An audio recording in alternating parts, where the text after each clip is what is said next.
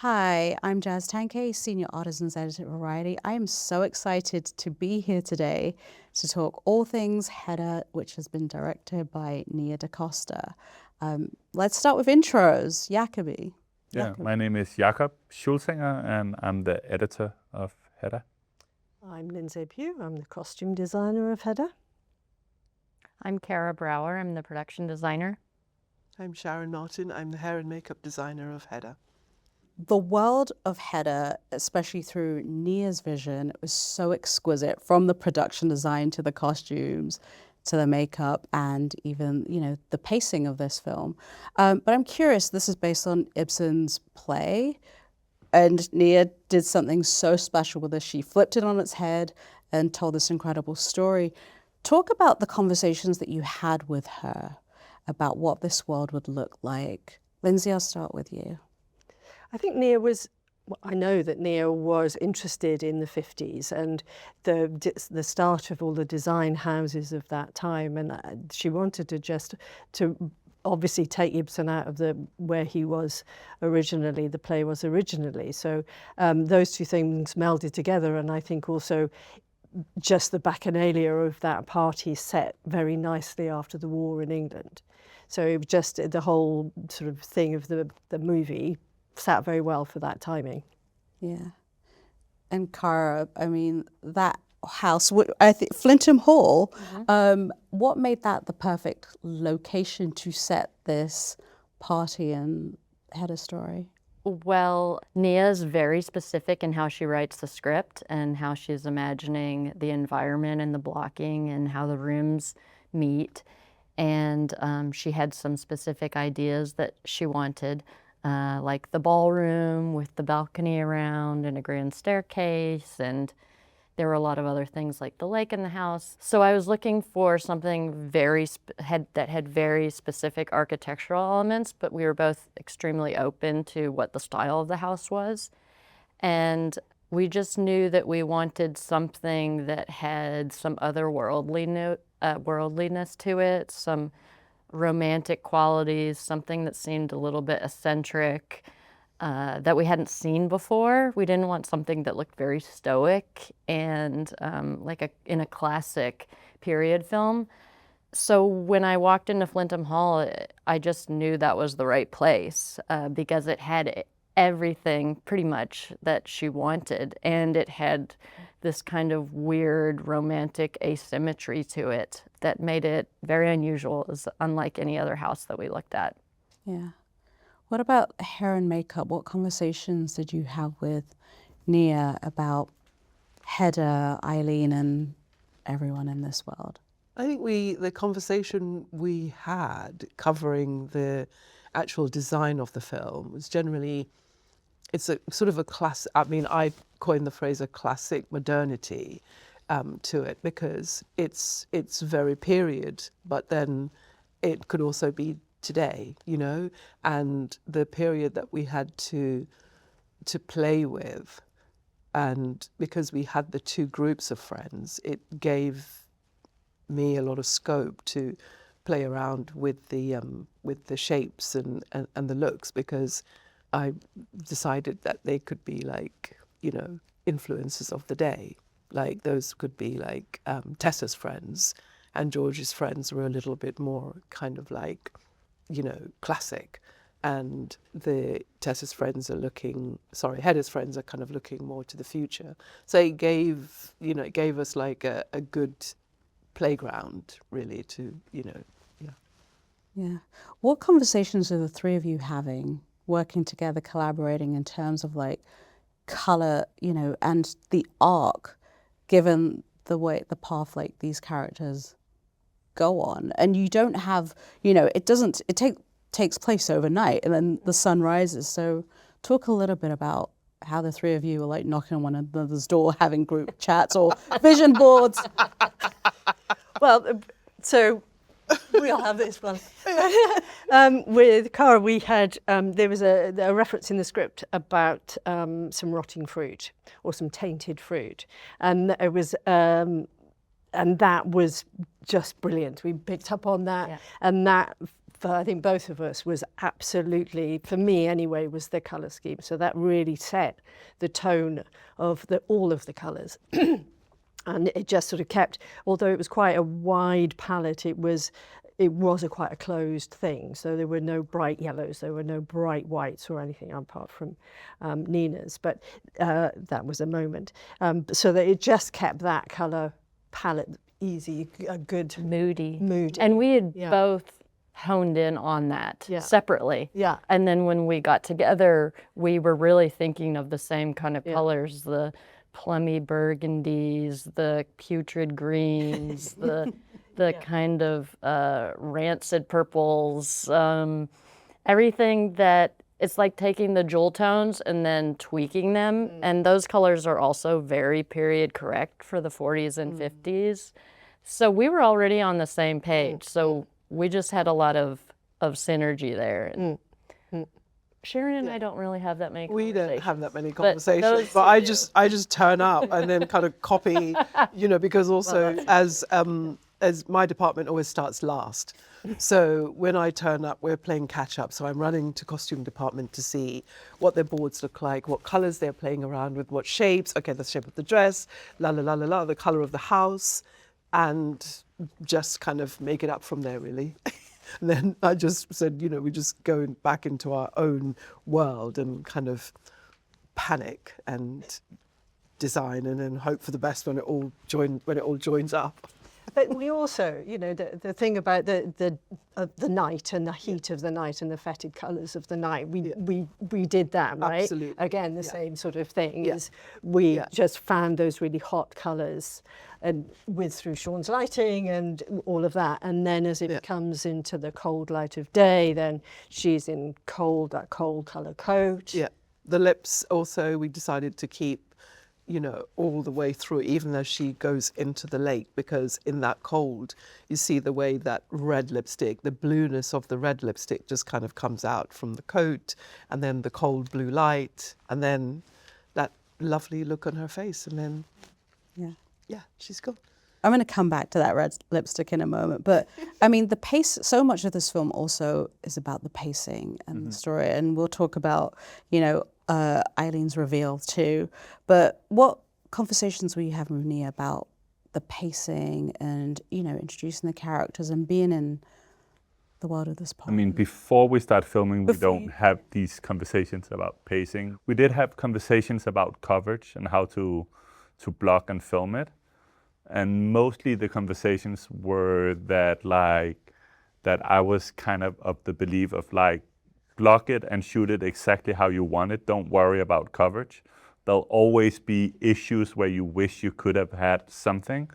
And I am a believer that if you try to cover your, I don't know if I can say ass, but cover all bases and do everything, you'll do something kind of mediocre and boring, because you'll never actually make choices. Yeah. And I believe you have to be bold and make choices, and then you'll have certain areas where it might be, I wish we had done it, but then you have to come up with a solution, and that solution will be original in order to fix it, and it'll give the movie its own sort of life and make it different from everything else that's out there. Yeah. And I think that's one of the things in the world where there is a lot of content. You want to make something that doesn't look like everything else. Yeah. So that was mostly what we talked about. Nia is pretty confident anyway, so she already had the confidence, but for me it was just to support that confidence of that'll be fine, just do you. Yeah, I love that. But also we've got to give credit to Hedda, because her score was incredible in this too. How are you working with, to weave that in too, to tell the music story? That was very helpful. It's different on all films I do, but on this one, Hedda had already started making stuff based on the script. So we had that to work with when I got the footage, which was really helpful. And it did evolve a lot during the edit, but she was part of the edit. So we would cut stuff to her little sort of template she's already done, and then she would tweak them or make them different, or go I actually don't like it, even though I did this, I don't think it works, I want to give you something else. And that helped evolve the way we cut it, but also, you know, a lot of the thoughts I had about sound design came out of her little ideas, and she did a lot of, you know, breaths and stuff like that. So it was a very organic sort of process, and helped a lot also in trying to find the pacing of the movie, which, you know, it is a play, it is a lot of dialogue.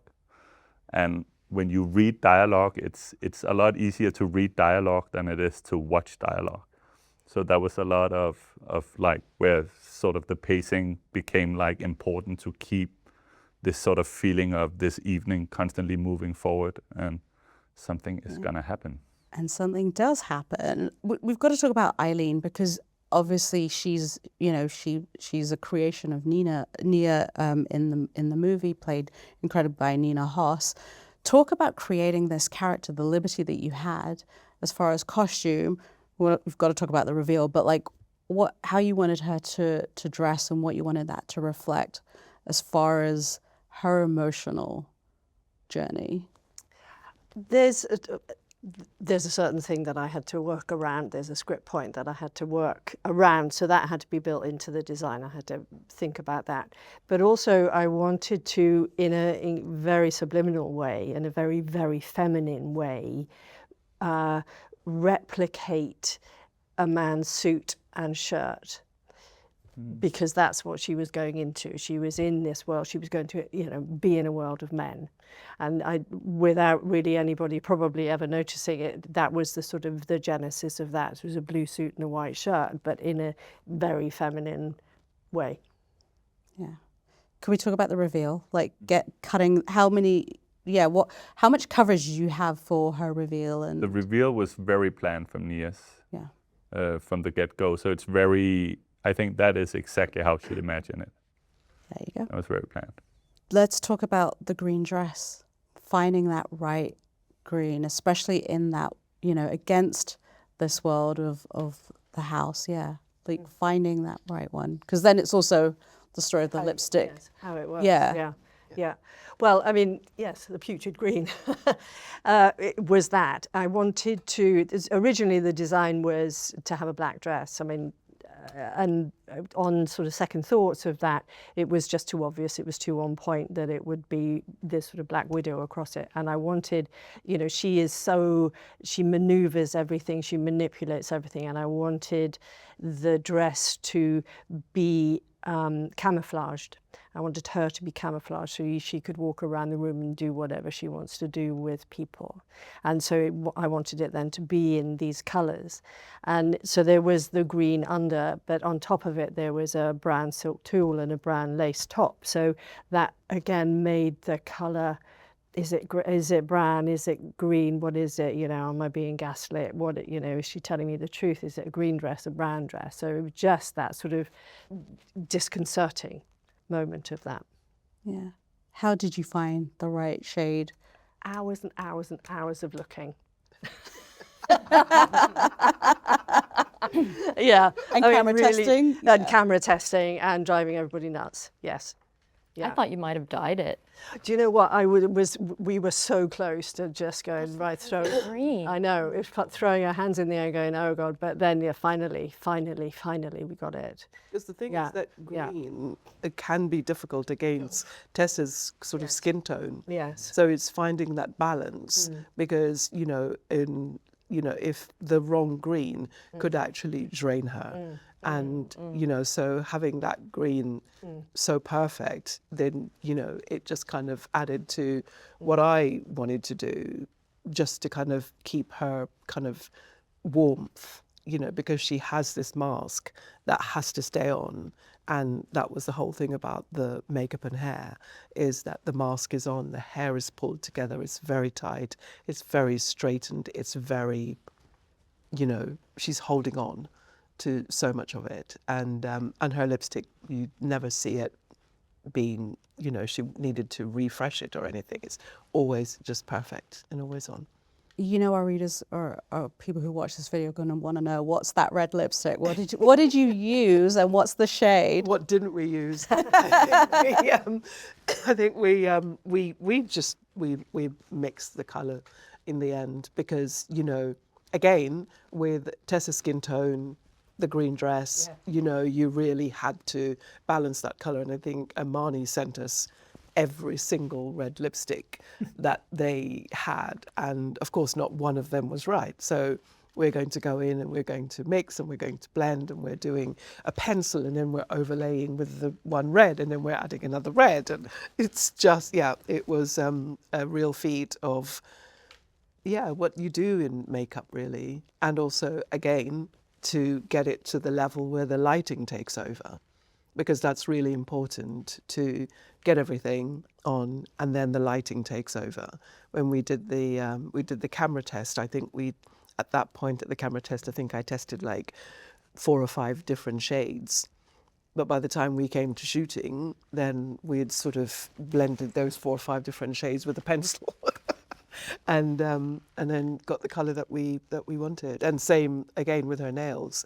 That was custom blend because we wanted to match the nails with the lips, because she is that pulled together, everything, you know, she's smart, yeah, and very tidy, and tidy hair until it isn't. Yeah. Love that. Jacob, for you, what was the most challenging sequence for you to work on in the edit room and get right, I guess? I don't know. I think it was all really fun to do. I think the most challenging thing was just kind of getting sort of the flow of the movie in the right sort of rhythm, especially the first half hour, of making it flow in a way where you were constantly sort of leaning into it and wanting to know more, especially because there is a lot of dialogue and it's dialogue heavy. So it's like balancing that was what took the most time, but it was like a really fun sort of playful film to work on. Yeah. It wasn't like difficult. We've got to talk about the unraveling of these characters. We can go full spoiler. We'll put a spoiler alert on the article. But yeah, talk about the unraveling in terms of like the makeup, the costume, and this whole world.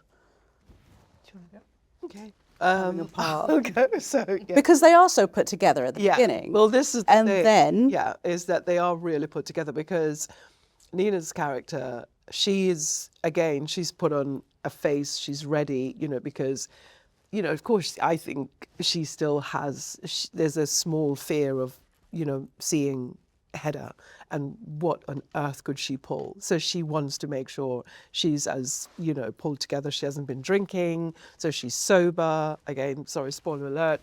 We're going full spoilers. Let's go full spoilers. She's sober.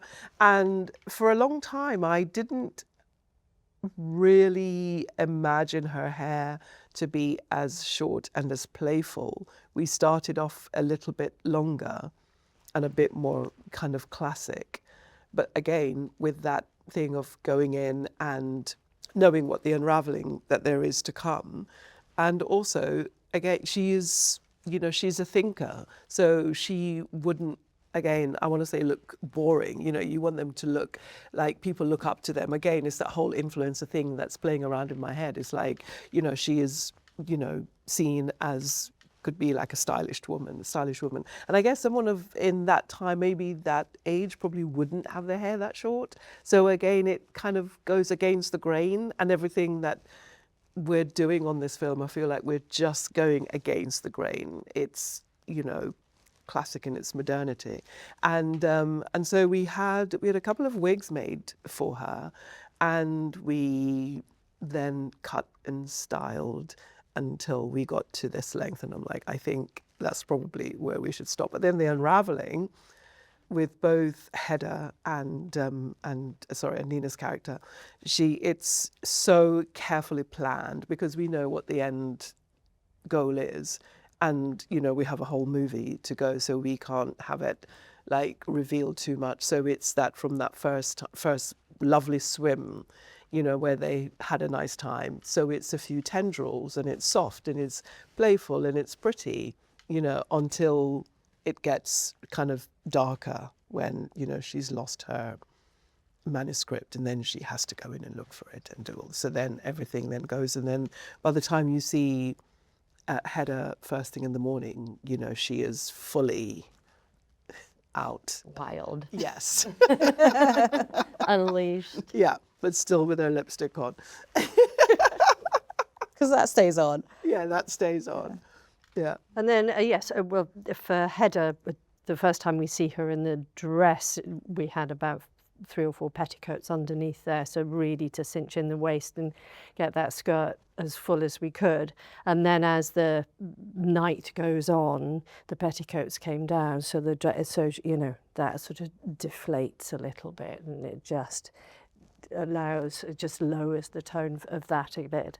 And then, of course, with Eileen, she is thoroughly undone after she goes into the lake and comes out with a wet body and wet underwear, and that totally changes her status of her in that dress.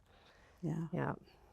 Cara, I've got to ask you, the maze, because I think Flintham Hall doesn't have a maze. Where did you find that location? Well, we were going to build it for the longest time because we really wanted to have everything on one location, which is so rare that you get to do that. And the whole feeling of the project was really this theater troupe mentality. But then, you know, once you keep getting more and more into the deeper and deeper into the production, you start thinking, yeah, maybe we shouldn't build this. We shouldn't spend the money on this. You know, there's so many other things that we want to do. And it just so happened that there was another maze 20 minutes down the road at another stately home. So I had that in my back pocket the entire time. I mean, that's the thing when you're in England, right? There's somebody somewhere's got a maze in their backyard. Yeah. We've also, when you crash the chandelier. Yes. Well, you didn't crash it. I mean, it's part of the story, but how do you plan for that? Well, that was another big thing is any house that I went to, you know, we would say right up front, we want to take everything out, we want to repaint, we want to build sets in here, and we want to drop a chandelier. So tell us now if you're not going to be okay with that. And I mean, the owners were so accommodating to us, and they said right up front, yeah, we'll figure it out, sure, like, you can do that, we'll just let's figure out the details. And it really was a big cross-department collaboration, and we wanted to make sure that we didn't destroy the house when we dropped the chandelier. I think originally in the script it was meant to fall in the ballroom or the entry hall, but it didn't really work in either one of those spaces at Flintham. So we ended up falling in love with this idea of moving it to the conservatory. Because it just is also really mad to put an all-glass chandelier in an all-glass conservatory. And it gave us a reason to use that space too. That was so lovely.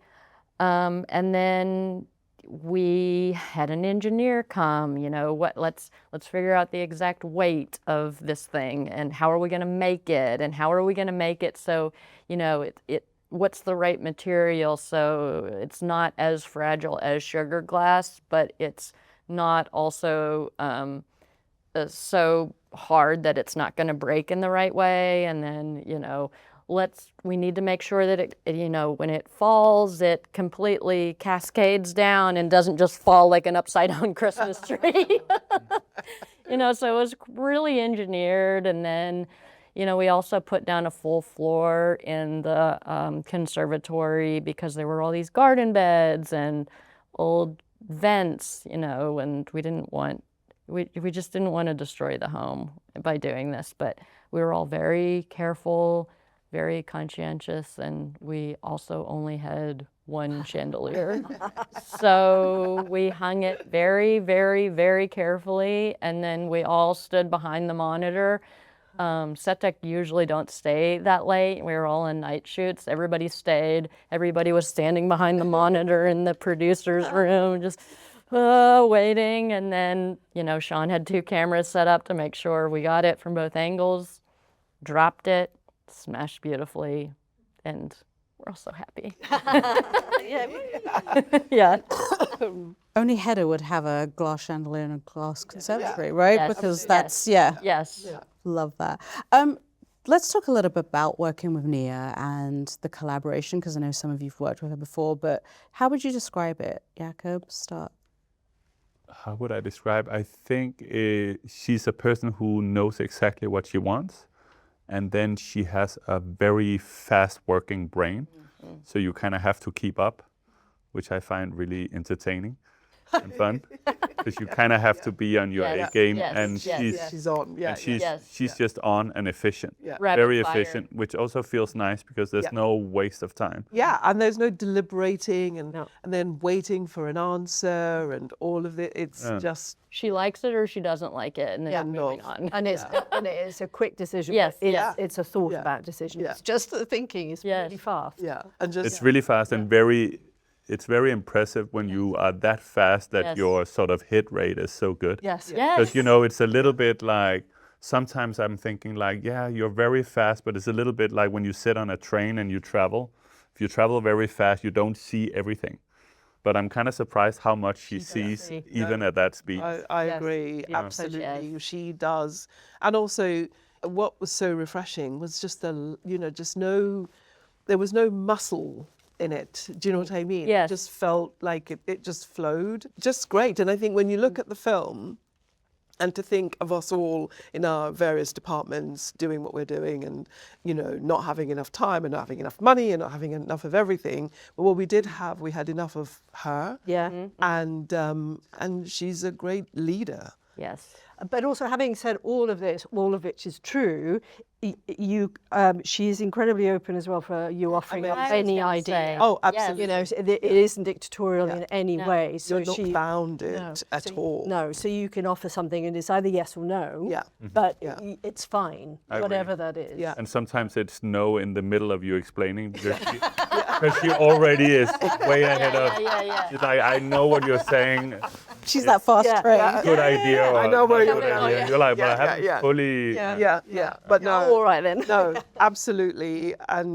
But also it brings to the set a real kind of like refreshing way of working, you know, because she's so prepped. Yeah. She's so prepped. She knows what she wants, she knows. And so therefore she'll come and sit and have a chat and talk about what we should do with her hair next.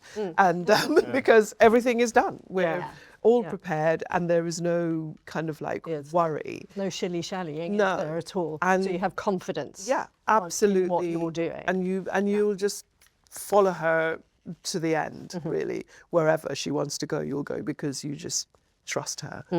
Yeah. Incredible. I always like to say that she's the most specific, open person I've ever met. Yeah, that's it's so strange how somebody can have such a strong vision, a strong take, but then also just be so, she wants you to come to the table with ideas. Yeah. And when I was hearing your all's process, it was just making me remember how open she is to changing ideas.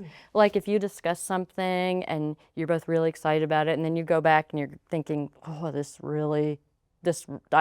isn't the best direction, and then you figure something else out, you take it to her and she'll go, oh yeah, that is better. Let's do that. Yeah. And she appreciates it. And it's She literally loves like it. that. She goes, oh, that's cool. Yeah. And then that's it. Yeah. But if she liked the first thing, then she'd be like, it's cool, but you know, we stick with that or something. Yeah. But no, just a really refreshing way to work. And also, you know, shooting on those cold nights in Nottingham, in the house, and having a leading lady like Tessa, who is just so kind, so charming. There was never a day when there was like a mood because she's in a mood or something, you know, she's just comes to work and wants to make the day go, really. And that made the whole shoot just really special with having Nia the way she is and Tessa being who she is. Yeah, amazing. I want to say thank you so much for that incredible insight into your process and the world of Hedda and working with Nia DaCosta. Congratulations. It is, as I said at the top of the conversation, an exquisite world from top to bottom. So thank you so much for joining us today. Thank you, Thank you. Yeah.